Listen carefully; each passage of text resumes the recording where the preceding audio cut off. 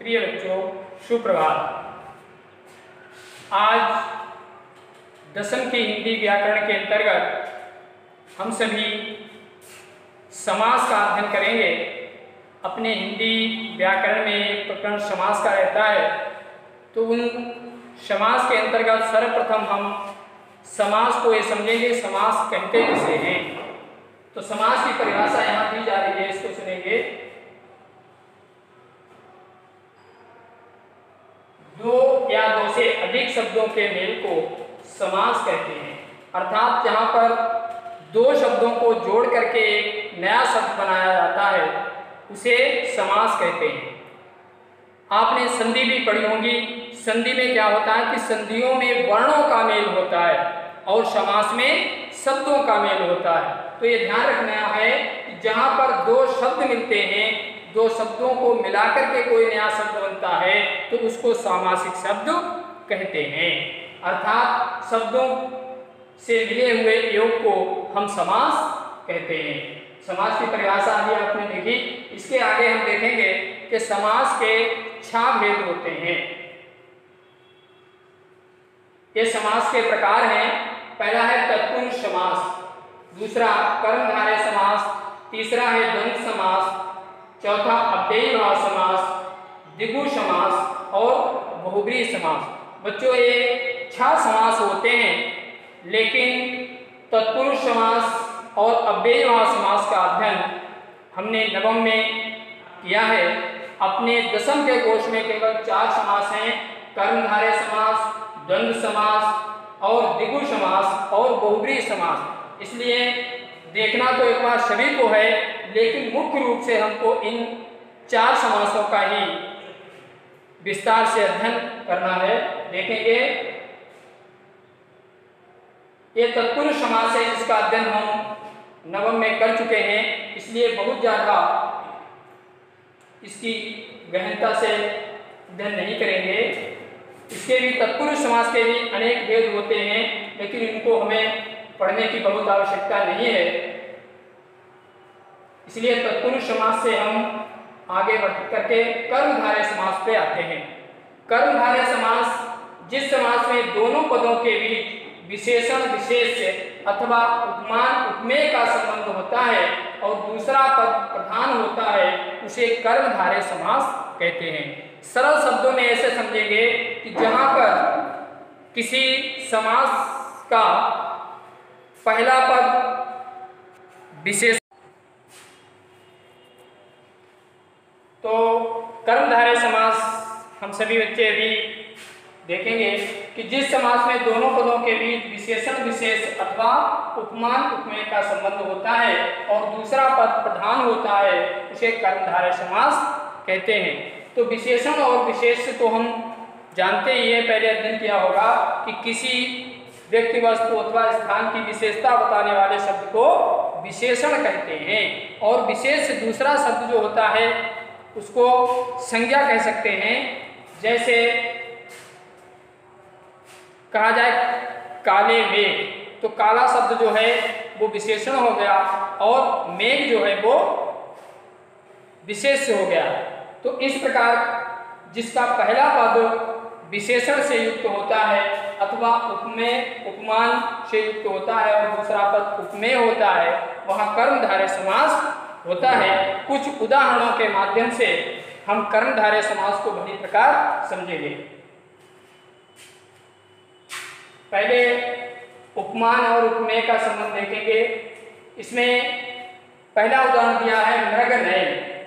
मृग नयन, उपमान क्या है? मृग, और उपमेय क्या है? नयन। यानी इसका विग्रह हो गया मृग रूपी नयन, या मृग के समान नयन नेत्रों वाला। इसी प्रकार दूसरा उदाहरण देखेंगे, नीलकंठ। ये विशेषण संबंधी उदाहरण है। तो इसमें नील शब्द जो है, नीला शब्द जो है वो विशेषण है और कंठ जो है वो विशेष्य है। अर्थात जैसा अभी कहा गया था कि जिसका पहला पद विशेषण और दूसरा पद विशेष्य होता है, वहाँ कर्मधारय समास होता है। तो यहाँ नीलकंठ में नीला शब्द विशेषण, कंठ विशेष्य, अर्थात नीला है कंठ तो यह कर्मधारय समास के अंतर्गत आएगा। अन्य उदाहरणों के माध्यम को भी हम समझ सकते हैं, लेकिन अब दूसरा समास है द्वंद्व समास। ये भी अपने दशम के कोश में रहता है। तो इस समास में, जिस समास में दोनों पद समान रूप से प्रधान हो उसे द्वंद्व समास कहते हैं। इस समास का मतलब यह है कि जहां पर कोई एक पद प्रधान न होकर के दोनों पद प्रधान होते हैं तथा दोनों पदों के बीच से और शब्द जो है वो गायब होता है और शब्द का लोप होता है, उसे द्वंद्व समास कहते हैं। जैसे कह दिया जाए राम कृष्ण, इसका जब हम विग्रह करेंगे तो हो जाएगा राम और कृष्ण, अर्थात दोनों शब्दों के बीच में जहां पर और शब्द का लोप होता है और शब्द छुपा रहता है उसको हम द्वंद्व समास कहते हैं। उदाहरणों के माध्यम से देखेंगे। पहला यहाँ उदाहरण दिया है माता पिता, माता और पिता, यानी यहाँ पर जो चिन्ह लगा है वो हमको और शब्द की ओर संकेत कर रहा है कि यहाँ पर और शब्द छुपा हुआ है, माता और पिता। अगला उदाहरण देखेंगे। दूसरे उदाहरण में है अन्न जल। यहाँ पर भी ये जो चिन्ह आपको दिखाई दे रहा है इसमें और शब्द जो है वो छुपा हुआ है, अर्थात इसका विग्रह हो जाएगा अन्न और जल। फिर से एक बार समझ लेंगे कि जहां पर दो पदों के बीच में और शब्द गायब रहता है और शब्द का लोप होता है वहां पर द्वंद्व समास होता है।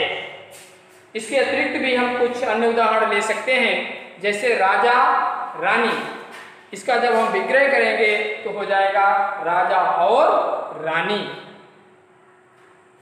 पिता पुत्र, पिता और पुत्र। रात दिन, रात और दिन।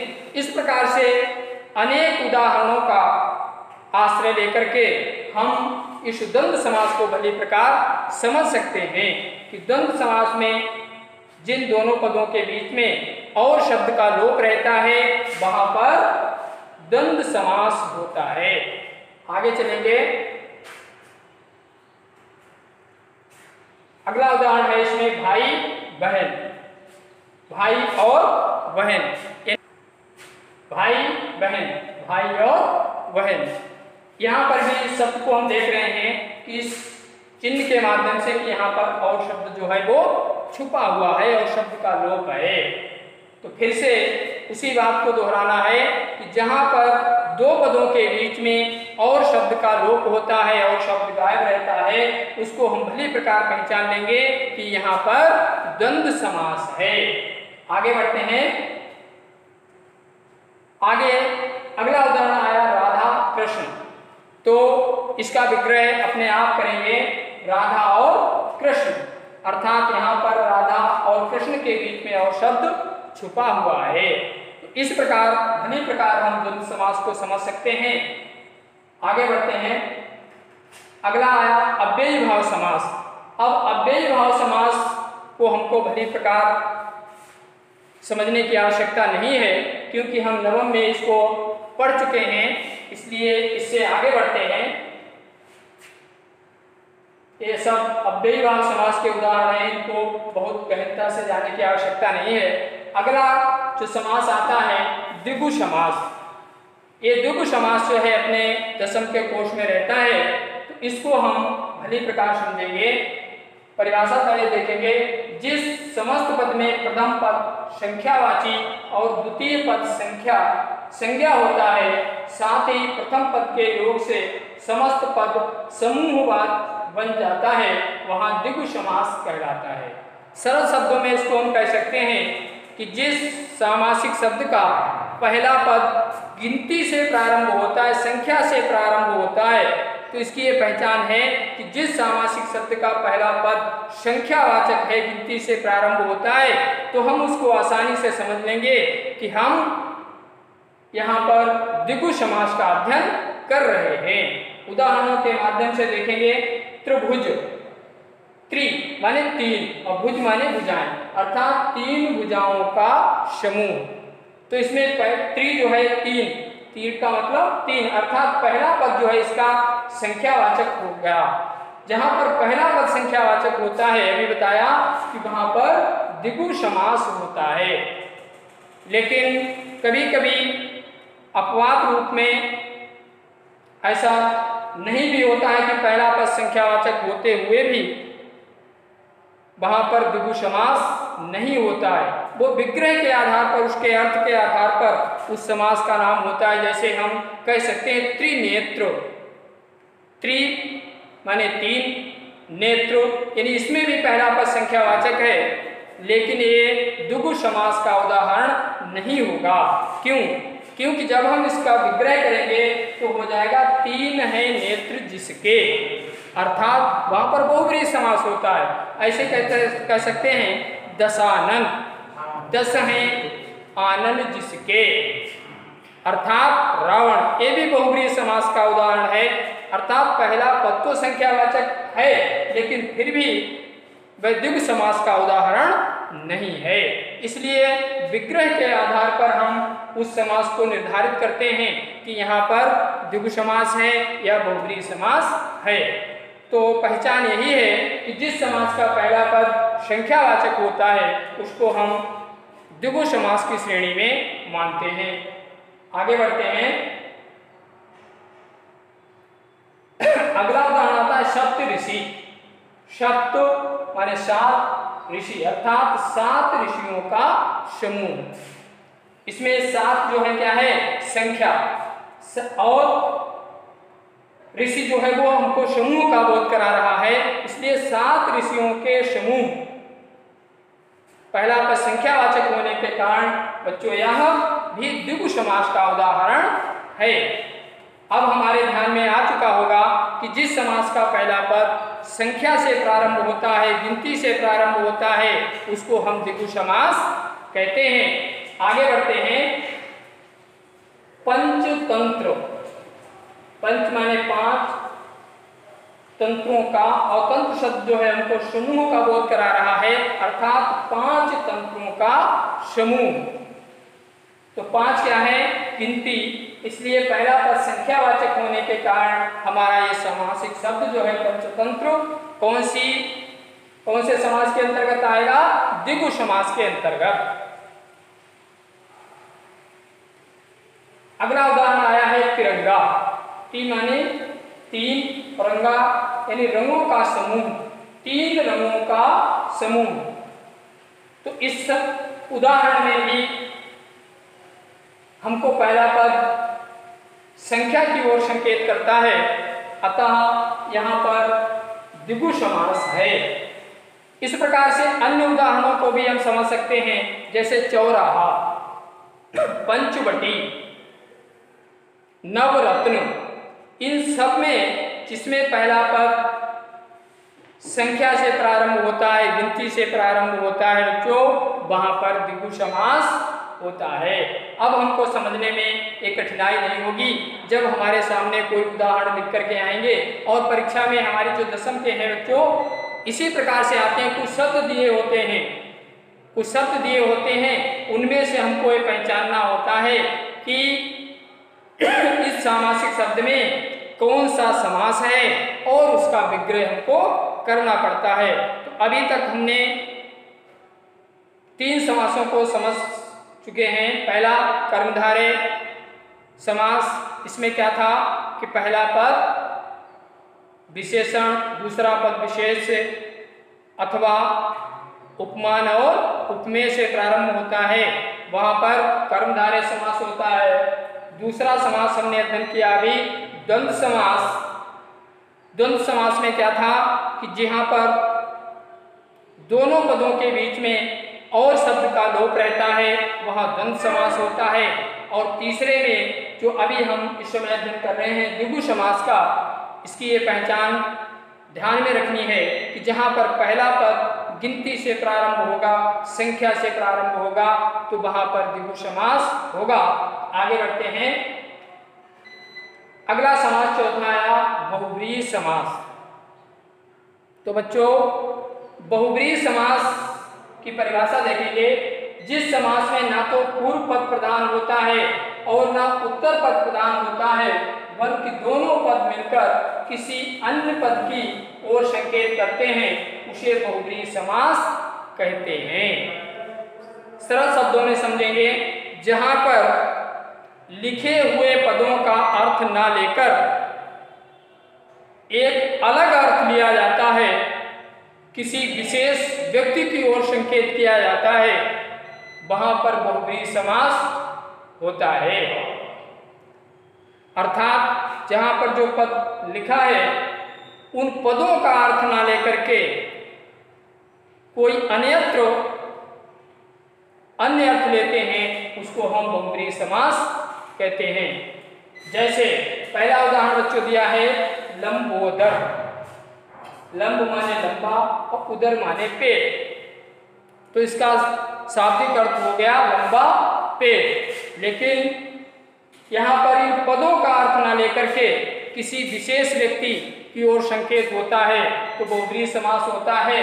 तो लंबोदर शब्द जो है वो लंबा है उदर जिसका, अर्थात गणेश जी की ओर हमको संकेत करता है, तो हम लंबोदर शब्द में बहुब्रीहि समास मानते हैं। यानी जो शब्द पदों का अर्थ ना देकर हमको किसी विशेष व्यक्ति की ओर संकेत करता हो, वहां पर हम बहुब्रीहि समास मानते हैं।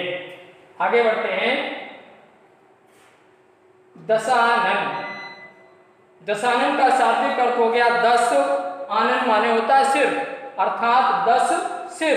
लेकिन यहाँ पर बच्चों जैसा पहले बताया गया कि शब्दों का अर्थ ना लेकर किसी विशेष व्यक्ति की ओर संकेत होता है, वहां बहुब्रीहि समास होता है। तो यहाँ 10 आनन अर्थात 10 सिर की ओर संकेत नहीं है, बल्कि 10 सिर वाला कौन व्यक्ति है उस विशेष व्यक्ति की ओर संकेत हो रहा है। इसलिए 10 है मुख जिसके अर्थात रावण। तो दशानन शब्द जो है बच्चों बहुब्रीहि समास के अंतर्गत आता है। अब हमको बहुत ज़्यादा कहने की आवश्यकता नहीं है, आपके ध्यान में आ गया होगा कि जहाँ पर पदों का अर्थ ना लेकर के एक विशेष अर्थ लिया जाता है, किसी विशेष व्यक्ति की ओर संकेत किया जाता है, वहाँ पर बहुब्रीहि समास होता है। अब कुछ स्मरणीय बिंदु हैं, उनकी ओर एक बार पुनराभ्यास करेंगे। 2 या 2 से अधिक शब्द जिनका परस्पर संबंध होता है उन्हें समास कहते हैं। पहले भी परिभाषा समास की जब परिभाषा बताई थी उस समय भी आपको बताया गया कि जहाँ पर 2 पदों का मेल होता है, 2 पदों का योग होता है, वहाँ पर बहुब्रीहि समास होता है। तो वह स्मरणीय बिंदुओं में फिर से एक बार देखेंगे पुनर्अभ्यास के लिए। आगे बताया था कि समास 6 प्रकार के होते हैं: तत्पुरुष समास, कर्मधारय समास, द्वंद्व समास, अव्ययीभाव समास, द्विगु समास और बहुब्रीहि समास। तो इन सब 6 समासों में से मैंने आपको बताया था कि नवम के कोर्स में आपके तत्पुरुष समास और अव्ययीभाव समास है, जिसका अध्ययन हम नवम कक्षा में पूर्व में कर चुके हैं, इसलिए उनको अलग से विशेष समझने की आवश्यकता नहीं है। अब शेष बचे हुए 4 समासों का अभी हम सभी ने अध्ययन किया है। आगे बढ़ते हैं।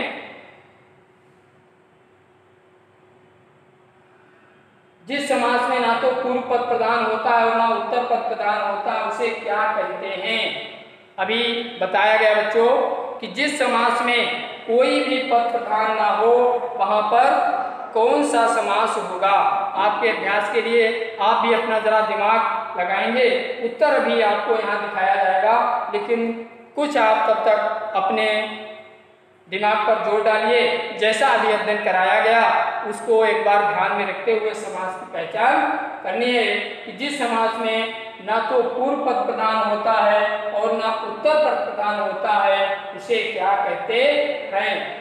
उत्तर देखेंगे बच्चों, अभी बताया गया सबसे अंत में बहुब्रीहि समास, अर्थात जहाँ पर कोई पद प्रधान ना होते हुए, किसी भी पद का अर्थ ना लेते हुए किसी विशेष व्यक्ति की ओर संकेत होता है, वहाँ बहुब्रीहि समास होता है।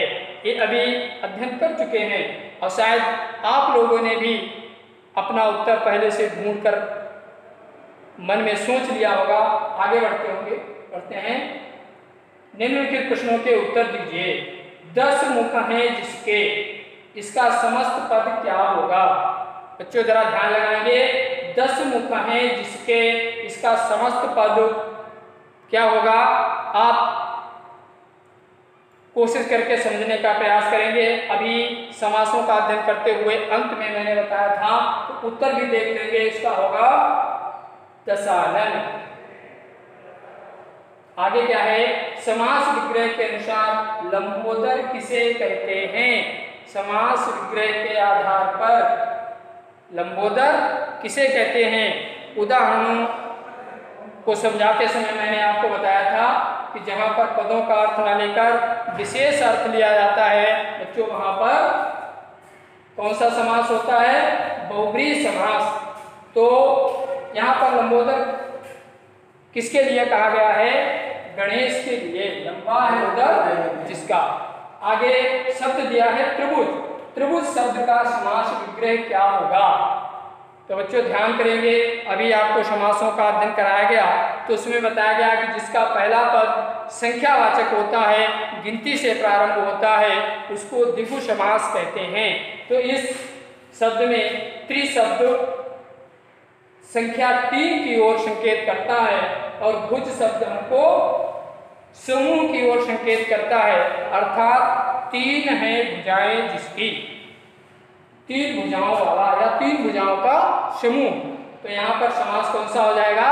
द्विगु समास। 3 भुजाओं का समूह।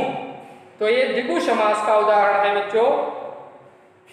तो इन कुछ बिंदुओं को ध्यान में रखेंगे तो हमको समझने में बहुत कठिनाई नहीं होगी।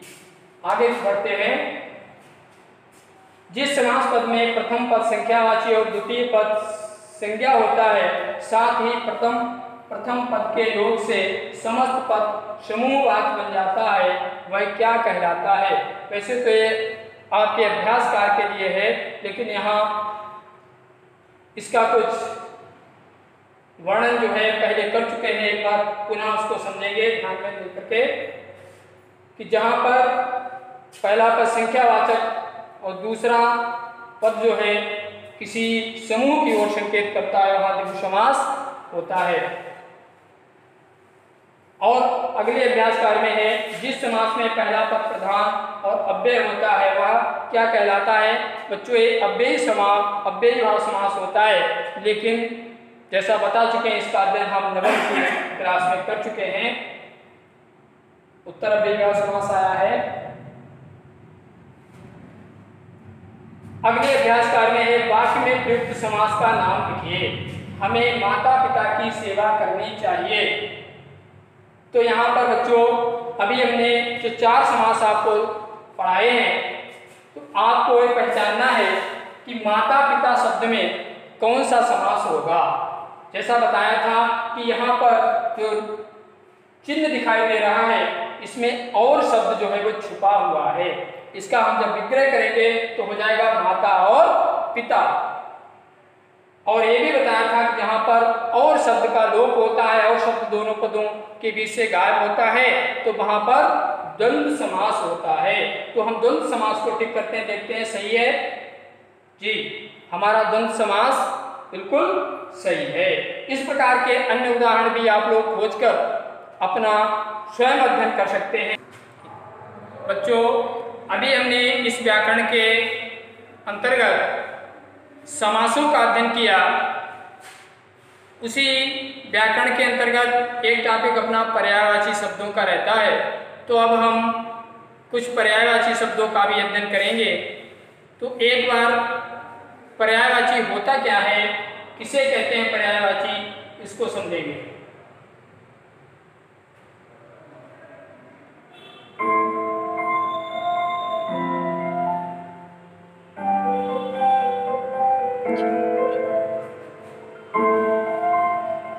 हमारे आसपास विभिन्न प्रकार की वस्तुएं पाए जाते हैं, जिन्हें विभिन्न नामों से जाना जाता है। जैसे जहां वर्षा को मेघ, बारिश, पावस नामों से जाना जाता है, मेघ, नीरद, पयोद, अम्बुद इत्यादि नामों से भी जाना जाता है। ये सभी शब्द समान अर्थ की अभिव्यक्ति करवाते हैं। इस तरह के शब्दों को पर्यायवाची शब्द कहते हैं। इन शब्दों का प्रयोग प्रसंगानुकूल किया जाता है। उदाहरण के लिए, जल का अर्थ पानी होता है, लेकिन जल शब्द का प्रयोग विशेषतः पूजा में उपयोगी जल अथवा पीने योग्य जल के संदर्भ में किया जाता है, न कि नदी अथवा नल के पानी के संदर्भ में। आइए अब हम ऐसे ही पर्यायवाची शब्दों का विस्तार से अध्ययन करें। उदाहरण के लिए, बंदर शब्द के पर्यायवाची शब्द हैं कपि, मरकट। बच्चों, अभी एक वीडियो को प्रसारित करके हम सभी ने पर्यायवाची शब्दों के संबंध में समझा है। सरल शब्दों में इसको कह सकते हैं, जब हम किसी चीज को अलग अलग नामों से, एक ही चीज को अलग अलग नामों से जानते हैं, तो उन अनेक नामों को हम पर्यायवाची शब्द कहते हैं। पर्यायवाची को हम समानार्थी शब्द भी कह सकते हैं, यानी जो शब्द समान अर्थ देने वाले होते हैं वो पर्यायवाची शब्द कहलाते हैं। इस वीडियो में हम देखते भी चलते हैं बीच बीच में।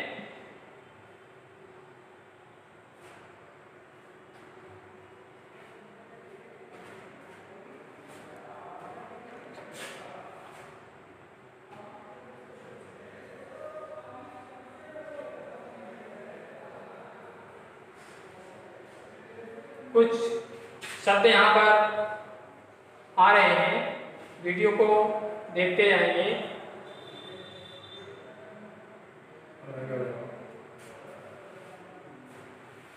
वर्षा शब्द आया है। वर्षा को हम मेघ भी कहते हैं, बारिश भी कहते हैं। इसी प्रकार बादल शब्द को इन शब्दों से के नाम से जानते हैं, मेघ, नीरद, वायु। ये सभी शब्द जो हैं समान अर्थ की अभिव्यक्ति करवाते हैं।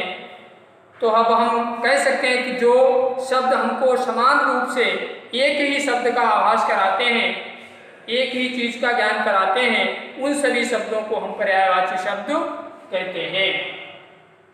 तो हम बच्चों देखते हैं कि यहाँ पर एक शब्द लिखा हुआ है बारिश। इस बारिश शब्द के पर्यायवाची शब्दों को देखना है तो उसको हम क्या क्या कहते हैं। बारिश को हम पावस भी कहते हैं और वर्षा भी कहते हैं। तो एक ही शब्द के जब अलग अलग नामों से हम पुकारते हैं, अलग अलग नामों से जानते हैं, तो उसको हम पर्यायवाची शब्द कहते हैं। कुछ उदाहरणों की ओर देखकर हम समझेंगे।